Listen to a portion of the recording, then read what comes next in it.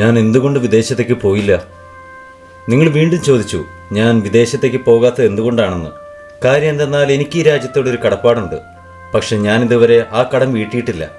എനിക്ക് എങ്ങനെ വിദേശത്തേക്ക് പോകാനാകും? ഒരു ദിവസത്തേക്ക് തന്നെ എനിക്കത് അസ്വസ്ഥത തോന്നുന്നു. പുറത്തു പോകുന്നത് എനിക്ക് ഇഷ്ടമല്ല. ഞാൻ ലണ്ടനിൽ നടക്കാൻ പോയാലും എൻ്റെ ദിവസം നശിച്ചു പോയോ എന്ന് ഞാൻ വിഷമിക്കുന്നു. ഇന്നെൻ്റെ ഒരു ദിവസം പാഴായി. ഞാൻ ഈ രാജ്യത്തോട് കടപ്പെട്ടിരിക്കുന്നു. അതൊരു വലിയ കടമാണ്. ഈ രാജ്യത്തെ ഒരു മെഡിക്കൽ കോളേജിൽ 5000 രൂപയ്ക്ക് ഞാൻ പഠിച്ചു. മെഡിസിൻ പഠിക്കാനും MBBS ചെയ്യാനും 5000 രൂപ മാത്രമാണ് ഞാൻ ഫീസായി നൽകിയത്. ഇന്ന് സ്കൂളിലെ ഒരു മാസത്തെ ഫീസ് അതാണ്. എനിക്ക് വളരെ വലിയ കടമുണ്ട്. ഈ കടം വീട്ടാതെ എനിക്ക് എവിടേക്കും പോകാൻ കഴിയില്ല.